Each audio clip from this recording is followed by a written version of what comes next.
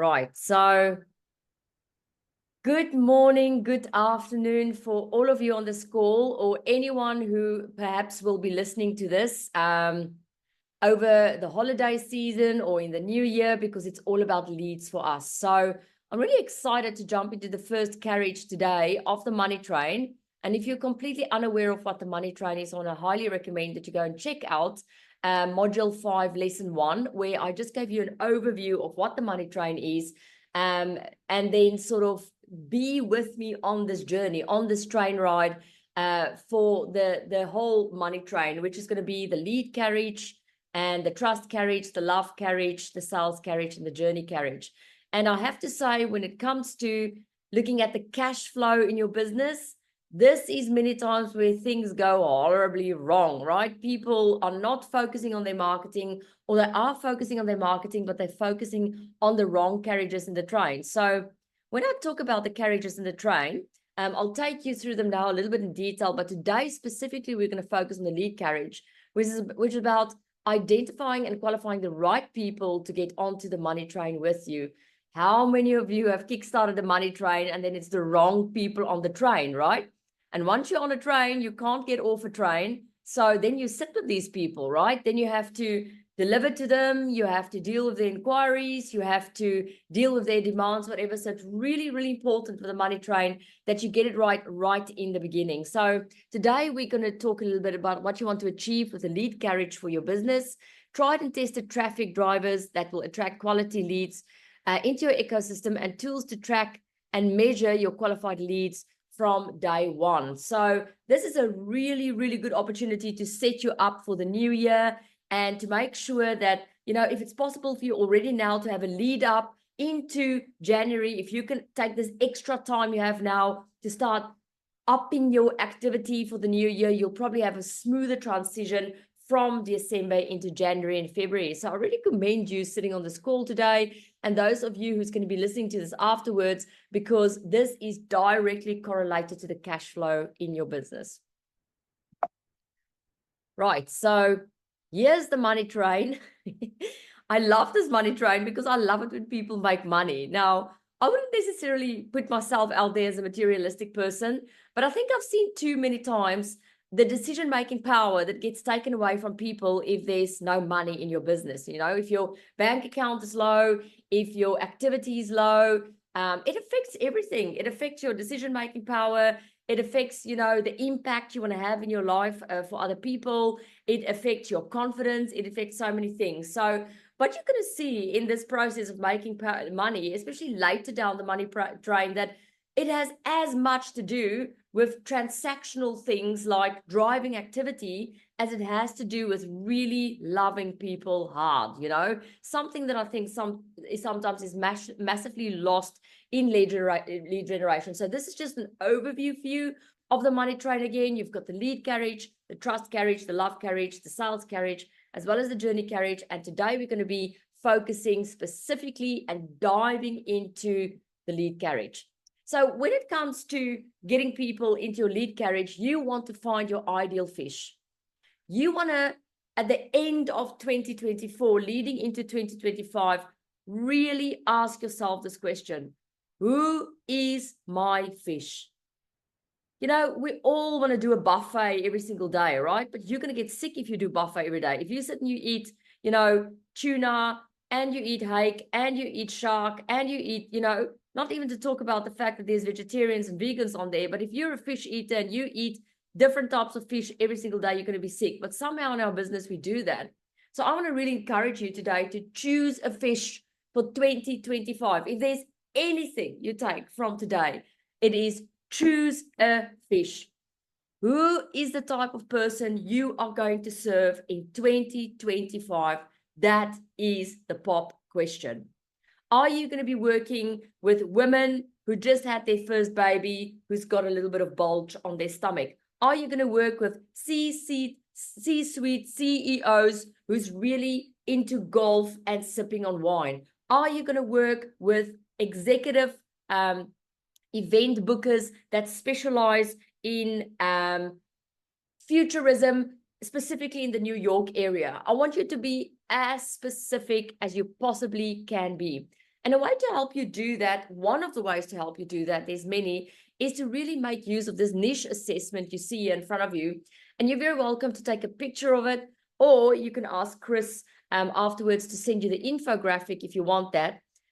Or you can go into your online system, whether you're a Circle of Excellence member or Octopus Tribe member, you should be able to find it there in a picture form as well as PDF, and keep this on your phone and make this your absolute goal for 2025, to know exactly who this fish is. So unless you know who the fish is, you're going to really struggle to find them in terms of where they hang out. And I'm actually talking about physically here. Online, of course, is a huge option for you these days, but unless you know who the person is that you really want to serve in 2025, it's going to be very, very difficult for you to find out where they hang out. This is espionage 101. Honestly, this is spy work, right?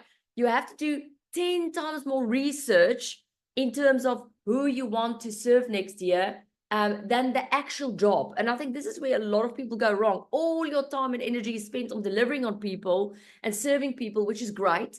If it was up to me, I would have said, you know what, go rather and outsource as much as the service to the person as possible, so that you are the trooper at the front that get people on board that money train, so that you can get more leads onto your money train, because you're unique and you cute and you different and your message is different. And that's why I would love for you to be more at the forefront of the money train, where you are the light that attracts people into this experience. But what do all of us do? We spend most of our time at the end of the train, which is about the sales and the delivery of the service. Now, again, I'm not here to tell you what to do. I'm here, I think more than enough people in your life told you what to do. I'm here to give you options so that you can decide where you want to play more. Do you want to play more in the front of the money train? Do you want to play more in the middle of the money train? Or do you want to play towards the end of the money train? That's all up to you. But unless you know who this person is, and here's another specific important detail, unless you know who you're serving and what their job titles are like, this is the spy piece, you won't be able to find them. They're out there in the world. It's like an ocean full of fish. I think we're now on 7 billion people. Forgive me if I'm wrong. But if you don't take this time over December to go, right, out of 7 billion fish in the ocean, who is the fish that I want? Because it's my fishies, and I want to commit to those fishies, and I want to love those fishies with all my heart. I know in many, many instances we talk about our Lisas, that the type of person, the ideal person that we look for is a Lisa. So you need to find your Lisa or your George or your catfish, whatever you want to call it. And then once you have that person, you really want to define it very, very well. Again, at the beginning of the process, we always say that we're looking for conscious leaders, number one definition, who has the following job titles: CEO, trainer, consultant, coach, author, speaker. There's more titles, but that is basically the gist of it. That's the second way we define our target market. And then number 3, we say people who's into freedom, prosperity, and purpose. That's how clear you want to define your fish. And it's only when you have the definition of that fish that you can go into that ocean with your little boat and go, these are the fish I'm looking for, and therefore have the specific bait for that fish. If you've not developed a specific bait for a specific fish, you basically just casting your net into the ocean, and you're dragging out of that ocean whatever you can find on a sunny day, and you become a call center. It becomes really hard. It becomes hard because you will be overextending yourself. You will be providing an over service, and you will get fragmented in trying to keep everyone happy. And that's really, really difficult. And that's typically what a lot of entrepreneurs do in the beginning of the entrepreneurial game, because they're in a situation where they are desperate for money. And if you're desperate for money, you just take on any fish and you burn out. And this is something I really deeply in my heart want to prevent happening with you. So there's a little bit of structure there for you, or a little bit of 5-step program just to help you apply your mind. And the first one is, who are these fish that you're looking for? Do they call themselves CEOs? Do they call themselves auditors? Do they call themselves experts? Do they call themselves speakers or writers? Or do they call themselves middle managers? Do they call themselves head of departments? What do they call themselves? You get to pick. Then when you know that, you can figure out where they hang out. You know, we had a lady at the mastermind that we did yesterday, and she blew our minds. I'll tell you, it's this, she comes across when she comes into the room as like very much sort of in line, little bit more on the elderly side, good girl, you know, really good girl. You want to take her cheeks like, oh, you're a good girl. And then she's got a flowery dressy on, and do not fall for that facade, right? She's into all these, I would almost say, spy-like gadgets, and she has all these equipments that can tell you things that you wouldn't have known. Our mouths was literally hanging open. We were like, one of the devices she has is like, she's got this little box, it looks like a remote, but what this thing does is you turn it on, and then it actually completely assesses your environment and tell you what is the mold level in your environment, what's the pollution, the radiation. It is mind-blowing. We all sat there and we wanted that device. And so she was quite concerned about where to find her people. Where's her fishes? Who's her fish? And so we actually came to the conclusion that a lot of her fish is many of these people sitting on YouTube talking about, you know, the world's going to come to an end, you know, and we're going to die unless we, you know, protect ourselves better. So these are the people that some may call a little bit more conspiracy theorists, because they are a little bit in the doom and gloom. They do believe that we're getting the hell radiated out of us. And although many call them conspiracy theorists and the doom and gloomers, they are very much at the forefront of understanding what's happening on this planet, but they got a bad rap. And they even got a bad rap with her. No, she says she'll never deal with those people, you know. And here was the funny thing. She said to me, because it's not ethical to sell based on fear. Even though her pitch that morning was based on fear. That morning, she said to us, look, if you don't use this thing, this is going to happen. But then when I said to her, this is the group you have to go to on YouTube, she said that, but she will categorically not go on that group and sell based on fear. It's unethical. Yet her pitch this morning was unethical, or was based on fear. And then I said to her, okay, so you refuse to help those people. You refuse to help those people because they're not like you and you don't agree with them. How many people may potentially die because of your definition of ethics?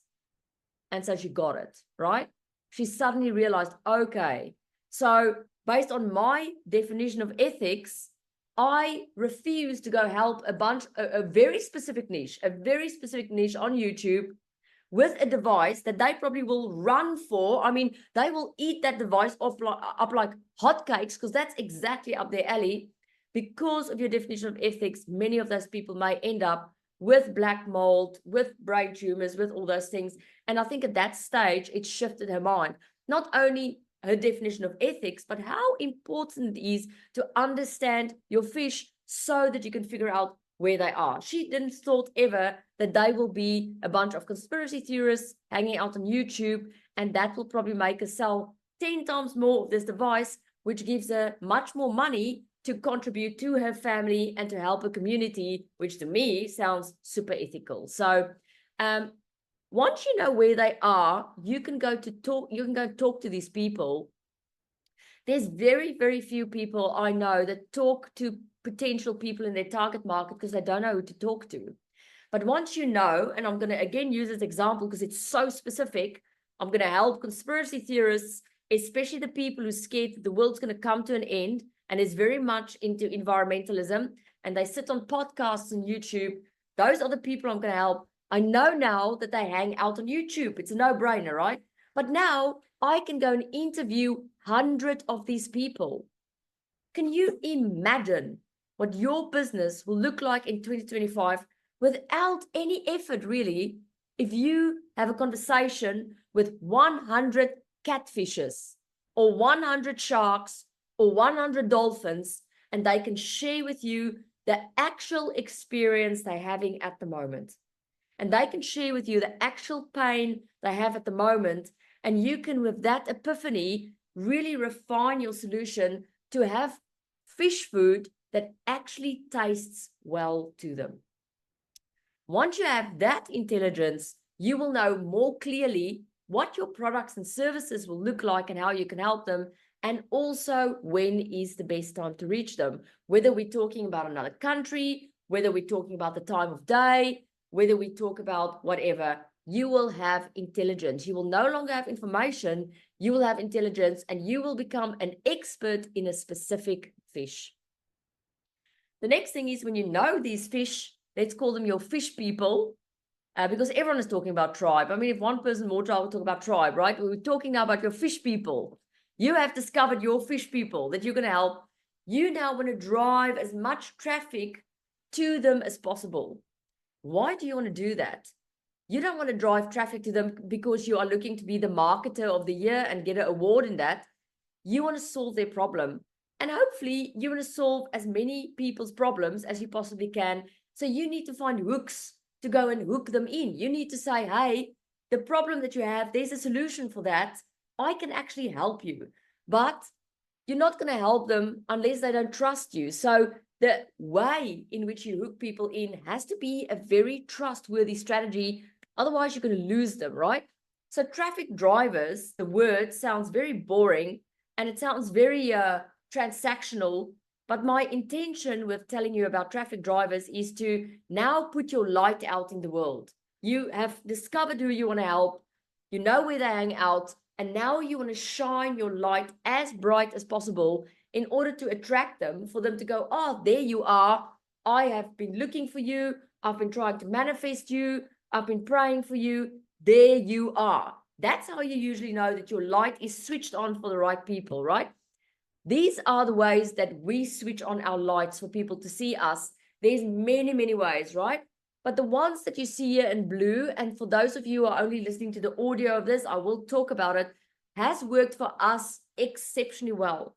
And when I was doing preparation for you guys this morning, I was actually thinking, it blows my mind that with all the changes in technology and with all the things that's happening in the world and right through COVID and everything after it, whatever, we are still using the same things to switch on our lights. Now, I'm not going to say that it's not going to change massively with AI. Of course, there's going to be changes. I mean, it's the same change than going from a calculator to an Excel sheet, and for an Excel sheet to software, and now from software to AI. That's sort of the quantum leaps we're making at the moment. So it has to change. It can't remain the same. But it's not necessarily going to change overnight. And I want to really assure you that these traffic drivers, these platforms that we've used to switch on our lights, to make people notice us, look at them as the, see them as the, what do you call that thing that warned the ships? The light thing. Lighthouse. Joni, bless you. The lighthouse. These are the lighthouses. These are the things that goes boop, boop over the ocean. And the ship comes in, and the ship is rocky, and the ship is going through energetic problems, and the ship is going through leadership problems, and the ship is going through all these issues, or there's huge dispute going on in their life, and the ship goes, oh, no one can help me. And there stands a lighthouse specifically for sharks with problems. Can you imagine what that shark must look like when they see you? That is what these traffic drivers are. And so webinars has worked very well for us. We're still going to continue to use webinars in the new year. And on the webinar, basically, you just sample pieces of you. You just talk to someone else on the webinar, or you talk to your audience in the webinar, and you initially help them with some of their problems. For example, if you're in dispute resolution, you have a webinar and you invite a lot of other lawyers and people on the webinar, and you having conversations. That's what the webinar is about. It's either you sitting on this side of the screen and you're having conversations with people on the other side, or you have a bunch of people, you put on a nice couch, you have nice candles around your couch, or like you, Saja, you've got a beautiful fireplace and a dog. You put that on your webinar. You use it like a screen set, right? And you have critical conversations about problem that a specific fish have, and you're going to drive people to you. Why? Not because you're marketing, because people's going, thank goodness, finally someone who knows what they're talking about. This does not only help people initially with their problem, but it also helps them to like you and trust you. You know, many of those people listening in may not really like you. Many of them will be crazy about you. It depends on how well you know where they hang out.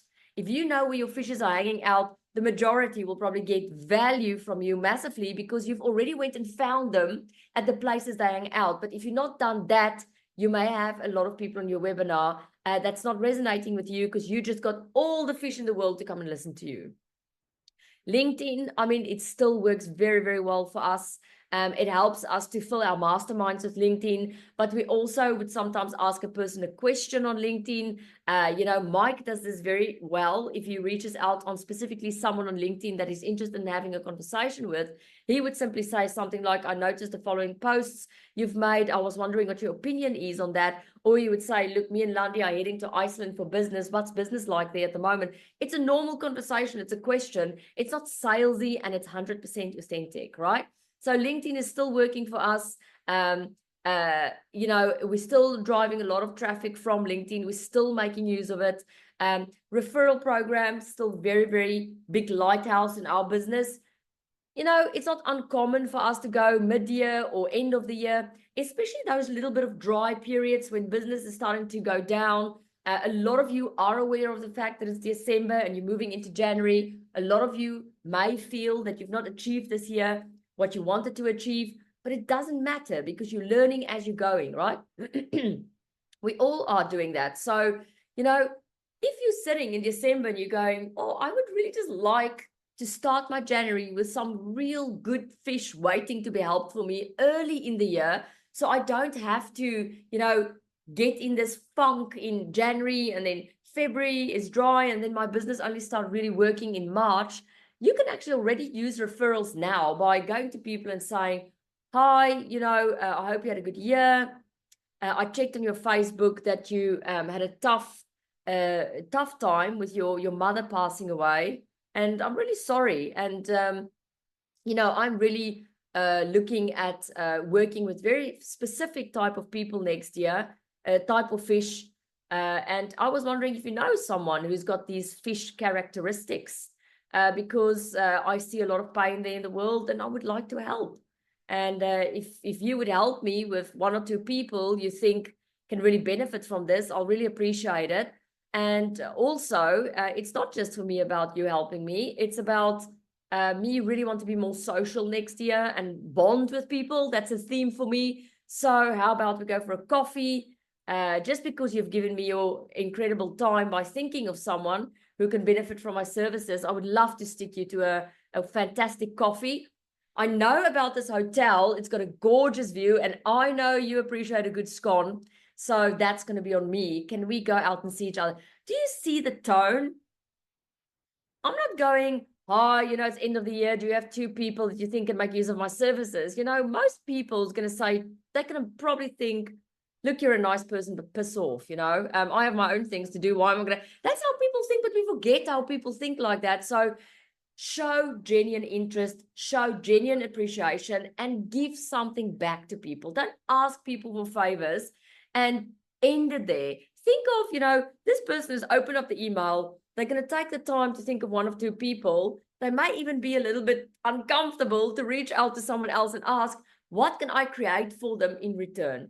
You know, maybe you want to give them an incredible experience. Maybe you say to them, look, if you can refer one or two C-suites to me that you think can be good, I would love to come and support you at your next event or speaking gig, whatever. And I am going to do the most amazing introduction for you that you've ever seen in your life. I'm going to do that for you. I'm going to properly prepare with you, and I'm going to do it once or twice. I want to have an energy exchange. And there's the key word, right? I'm not just going out there with referrals asking for favors. I'm wanting to do an energy exchange so that I can win, so that you can win, and so that we can deepen our bond and friendship, which is one of my goals for next year, right? So on stage still work for me and Mike. The way our stages look has morphed over the years. Many of you on this call know that we run a mastermind, which is very similar to the background you see here behind me. It's basically a boardroom, and we get people there sitting there from LinkedIn. And well, I should say Chris get them there. Thank you, Chris. And then people basically sit in that group and we solve their problems. And that's what we call it sampling. You can do that, be on that type of more boutique stage, I would call it.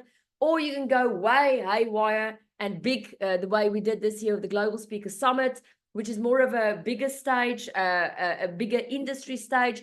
Or you can go grand slam and go for the corporate stages, where you start looking at 500 to your 2,000 people in stages. Or you can literally start doing big conferences and summits and arenas. So the level that you actually want to play at is all up to you.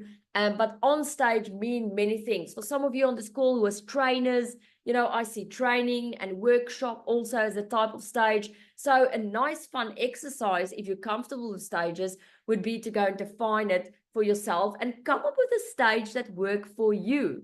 Maybe the stage you like is 3 people that you invite to your house and you have a whiteboard and you explain certain concepts for them in a group format. You know, maybe your stage is 2,000 people in front of you with AI turning around your head, and you know, you like more of that showbiz theater feel.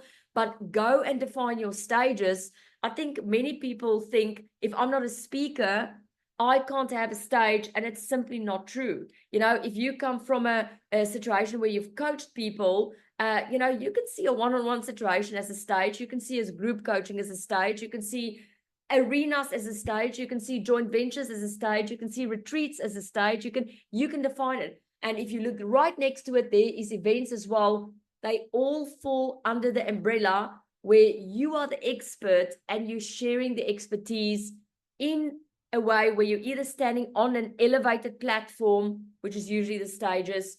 They can be online as well, or you run events. So events and stages has a bit of a crossover of each other, but go and define it in a way that works for you. And then, of course, we've used Lead Magazine over the years also. We've not monetized Lead Magazine really. We have sold some advertising space and stuff like that. But we've not monetized Lead Magazine in the sense that we've charged an amount for it and send it through distribution channels. But, and here's a big but, we have used Lead Magazine as a positioning strategy, and quite a few times that has converted mastermind clients into Circle of Excellence members because they see other Circle of Excellence members in the magazine, and it serves as a sort of book for case studies. So we are looking at changing the Lead Magazine model in future. I'm actually having a call with someone on that today. But Lead Magazine has also been a good, they call it a lead magnet, but it's something that someone can download, and in return, they give you their email address, and then you can pursue a relationship with them. But again, how have we been taught? We all have been taught you need to have a list of 20,000 people, and then you have to spam them with crap every single day. That's how we've been taught, right? And go and look at your email and see if you enjoy that. It's not enjoyable at all, right? You can see it's all automated. You can see these people don't care about you. You can see that they are fishnetting. They're literally throwing the net out by that and hoping someone who's a little bit vulnerable today or happen to see their heading will bite onto that, right? But if you've got an email list of 1,000 people, my dearest friend, I've got good news for you, because that puts you in the position to write a love letter to each one of those people over Christmas. And I can absolutely assure you, you will thrive in 2025. If you start looking at your email list as, okay, I've got a really good lead magnet like Lead Magazine, or I have a checklist that people can download for free, or I have an assessment that shows them exactly how much crap they are at the moment, or whatever, and you can give them that as a gift. And in return, you get the email address for that. And you treat that email address like the biggest treasure that anyone has ever given you. And you start writing love letters to people. Hi, I know you've just been on my website. You've got the free checklist. I think it's going to really benefit you next year. This is how it comes about. So you are welcome to share it with any of your friends and family if you think it can help them. Also, I am here for you if you have any questions. And, you know, potentially if you want to jump on a half an hour, no obligation call with me so that we can see where you are at the moment, very, very happy to do that. Other than that, I see you just got a new puppy. Enjoy that. Have a wonderful festive season. Or if the person is not into festive season, whatever is appropriate to them, lots of lovies, Sahaja. You know, people go and say, people will go, wow, she's such a wonderful woman. That's how people feel. It's the way you make them feel. So your email list doesn't have to be thousands. Your email list can be a few people that opted in. And if you don't want people to opt in, it's the business card after business card after business card that you actually got from people. Send them personal notes. Who of you remember those years where we had those business card holders? I had one that was a wheel. Yeah, I felt so, yes, Joni, I felt so organized with that stupid business card holder, and we stopped that system, and I'm telling you, it's one of the biggest mistakes. One of the biggest mistakes is we've stopped with business cards, and now we have it all electronic, and now it falls through the crack, and all those people go unnoticed and unserved. So, whereas if you sit with your business card wheel at the end of the year and you turn through it, you're actually going to start, oh, I remember this person. Oh, this was such a lovely conversation. Oh, I remember their face. It's really, really valuable, and it's definitely very useful still. So you'll see on here, I have other methods for you that you can use. I'm simply highlighting here for you the ones that's worked for us. Now, I did mention LinkedIn, and I want to still encourage you to leverage LinkedIn.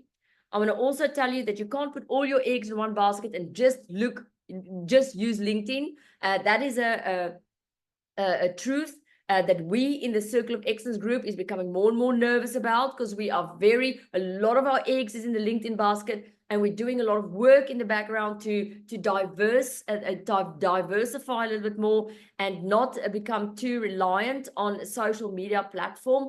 There is some new things we're looking at next year.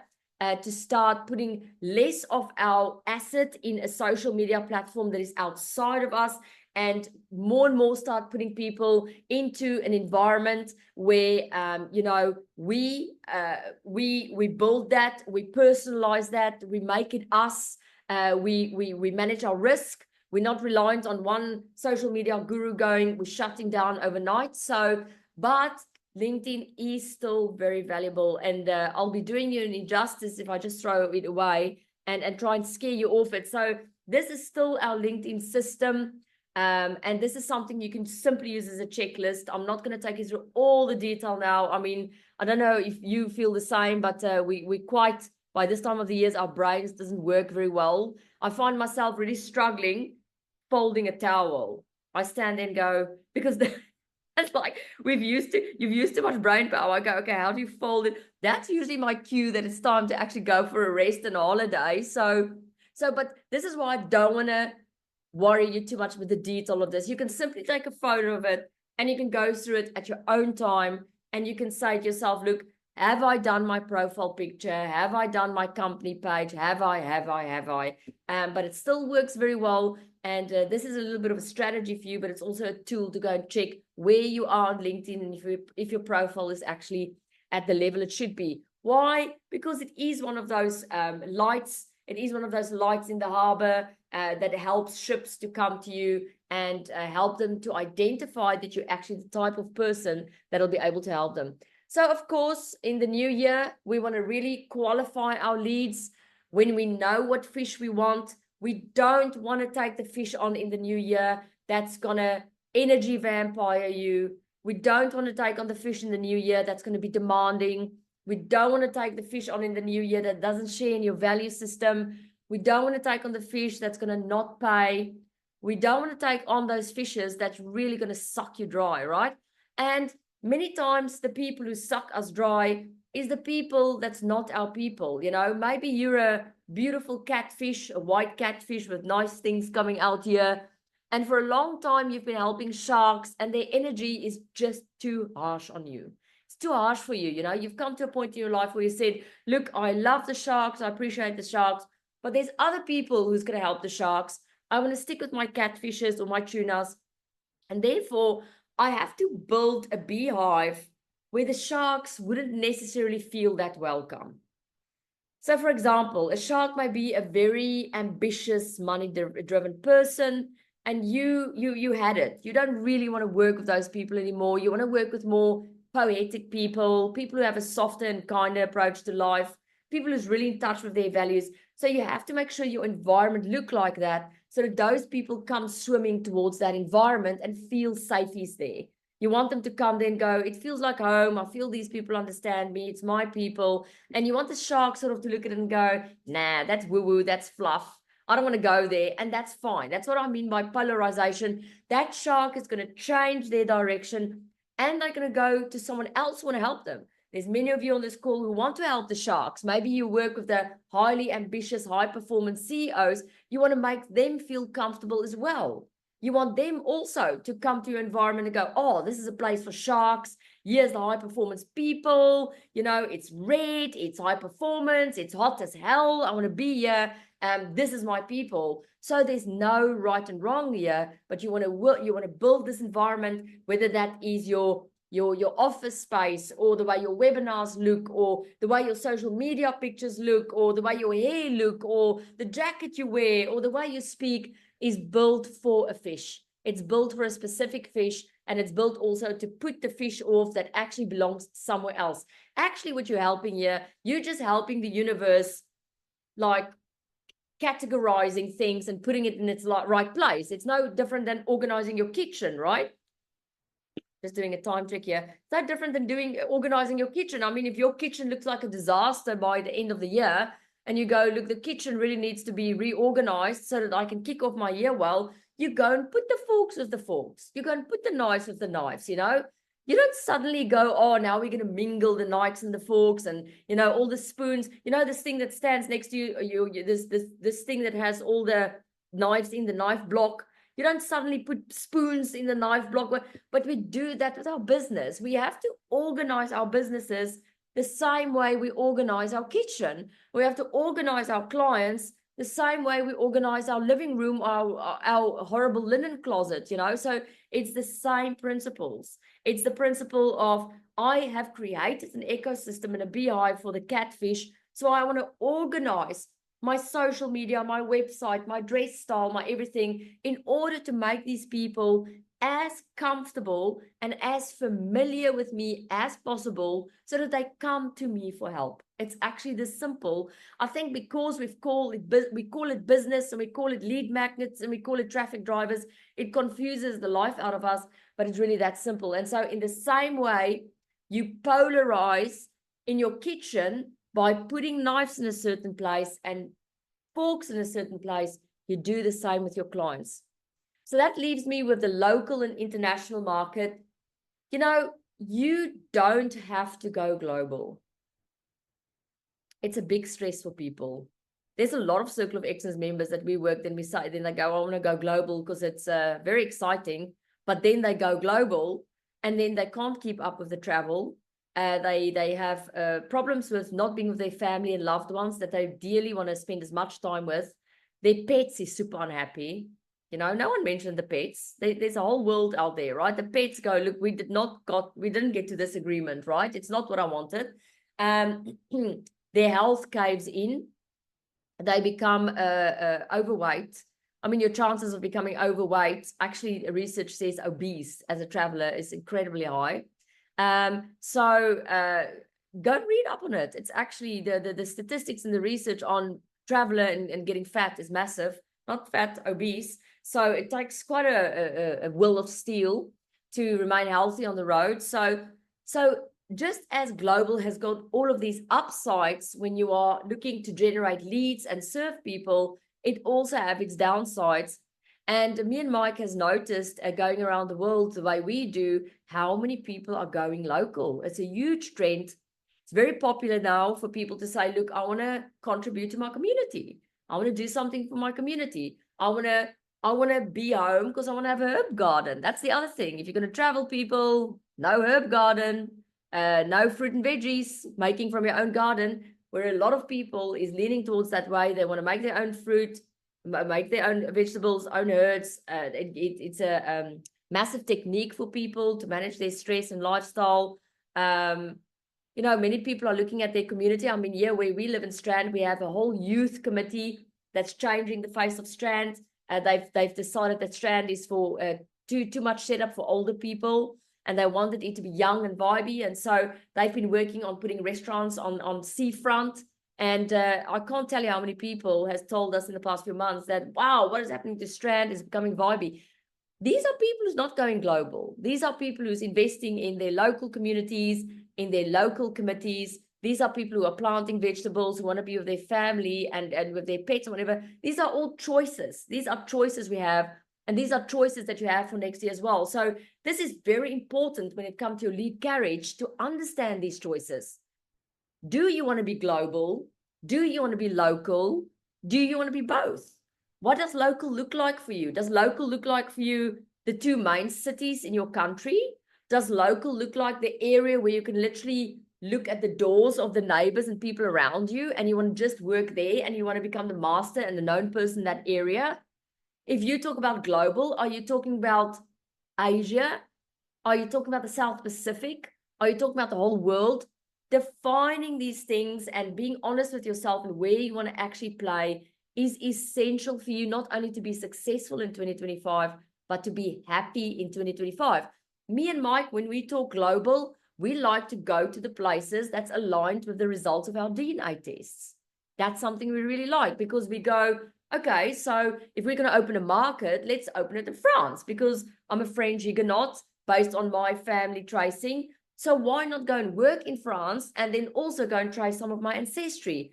Mike, he was very interested in understanding his ancestry, which is very Celtic. So the work we do there is usually paired with finding out more about his family traces. And for him, with a Celtic bloodline, having more time in those places, because it brings back past life recollections for him and all sorts of interesting stuff that just makes his life very, very interesting. So define that for yourself in 2025 and see what it looks like, local or global or both.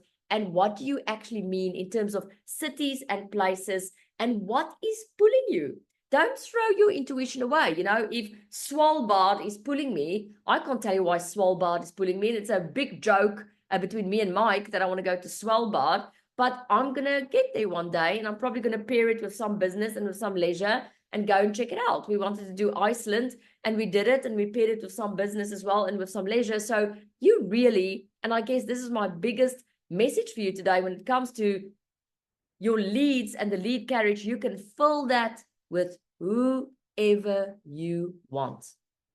You don't have to take on anyone. You can fill it with whoever you want, and they can be hanging out wherever you want them to hang out, and create people around you that is your people. Right, so some recommended activities. If this was a bit of a mouthful and you don't know where to start, find at least 3 very specific job titles that describe your ideal customer, your perfect fish. Even just doing that will quite make a difference to 2025 for you, because you'll know, because you can use LinkedIn then. You can go to LinkedIn and you can look for those job titles on LinkedIn in specific countries and areas. Number 2, enter various combinations of these job titles and keywords into LinkedIn in the search bar and test the existence of this chosen market.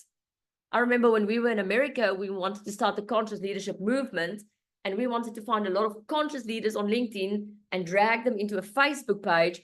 And I said to Mike, this will be funny if people actually call themselves conscious leaders. And I went online, I would put conscious leader, comma, Japan, conscious leader, comma, New York, conscious leader, comma, Cape Town. And we filled the conscious leadership movement Facebook page with over 2,000 people who call themselves conscious leaders in less than 3 months. Just by doing that, just because we understood the title, so you can do it as well. That is all I'm going to give you for now. I'm not going to go through the evidence of accomplishment. I don't think it's apt really for this time of the year. But I am going to encourage you to come to our next carriage. The next time I'm on, I'll be taking you further down the money train. We're going to talk about the trust carriage, and we're going to talk about the various ways you can help people to create trust and to get to trust you. But that's probably going to be in the new year. Me and Mike will be knocking off from the 11th of December until around the 15th of January. So my next session with you will probably be there. Then I want to stop the share now and give you the opportunity. Please share with me any insights, anything that popped for you today, maybe any tips that you have for us that especially works well for you. Thank you. Happy holidays to you as well, Saja. I hope you guys are going to have a wonderful, wonderful, loving time with a few little, what does the French call them? Petite demons. That's those little things that you don't normally eat or drink that you're giving yourself this year. Petite demons. I like that word. So I hope you can have a few petite demons. But please share with me anything. We still have some time left. Yes, Joni. Thank you, Landi. I've written down some lovely things here. So good listening again with a new ear and a new lens. Yeah. So I've written a white paper on leadership, and I've written it specifically because I'm writing a book on leadership. So I've got a framework and a model called Can Do. Mental clarity is the C, emotional agility, and physical nexus. So it all ties in beautifully. My question to you is that I put a lot of research into it. To send it out now, this time of the year, to my fish, should I do that? I kind of gut feel is yes, is send it out now. I'm following up with interviewing some of my fish as well for my book. But yeah, I'm just thinking, apropos you're folding the towel, which I loved. I know. People are, do you know that's the Oxford Word of the Year? They includes 37,000 people, and they announced this week that the word of the year, which is actually 2 words, is brain rot. Wow. Oxford Dictionary's word of the year, brain rot, R-O-T. So, and it's people are brain fogged, brain rot, brain exhausted, brain saturated, brain overwhelmed. We all know it. So what is your suggestion in terms of, giving them that document now at the end of the year? I'm not going to tell you what to do. I'm going to pretend it was my business, right? Yeah. Although I get the letter, the less I like to tell people what to do, actually. So I'm going to pretend it was my business. If this was my business, my logic would have been that people, my hard work is going to get lost in transition. That would have been my first thought. I would have gone, people are trying to end the year, they're trying to clean their emails.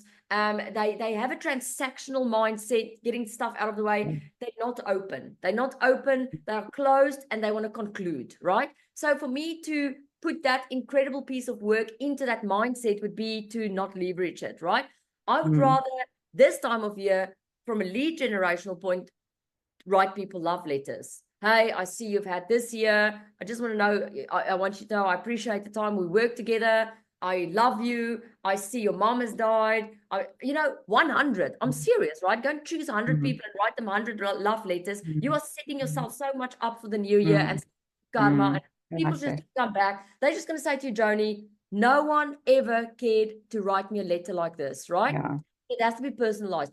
Then I'll make this book, this white paper with the incredible research. The Joni is back. January, I'm here, hotter, smarter, on my game, more than ever before. And by the way, as a valued client or industry colleague, whatever, here's my gift to you to set you up for success for the new year. People will go, wow.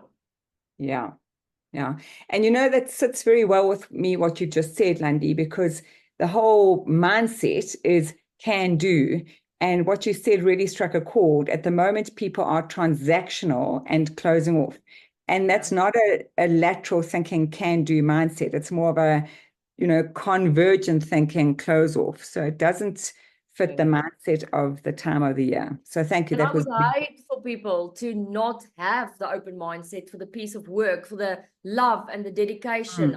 Knowing your standards, it would probably be an incredible piece of work. For that to just go past as another thing to finish off with the year, it seems sad to me. Yeah. So I think what I'll do is I'll spend my energy on people who are willing to be interviewed, and just be gathering more data, because that's also another way of building those relationships.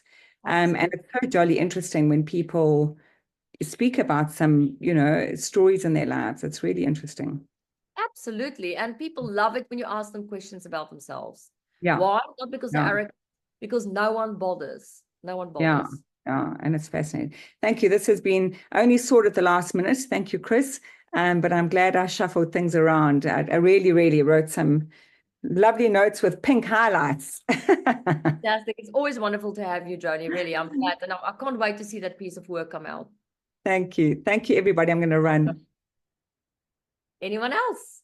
Anyone else want to say something? Maybe you want to, maybe have an aha moment. By the way, it's not set up like this that the fan wave on my hair because I'm trying to create some sort of friggin' model look or something. It is just really, really hot.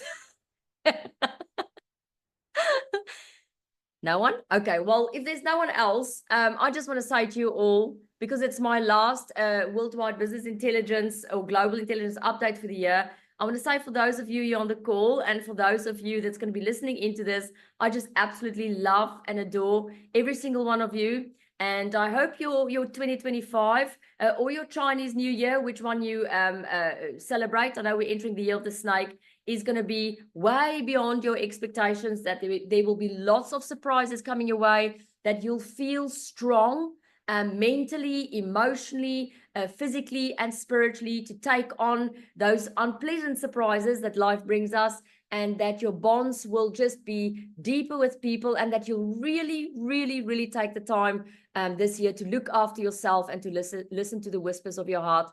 Both me and Mike love you very, very much, and we'll be seeing you in the next year. Lots of lovies. Here's your kisses. Thanks, Landi. You're always welcome. Bye.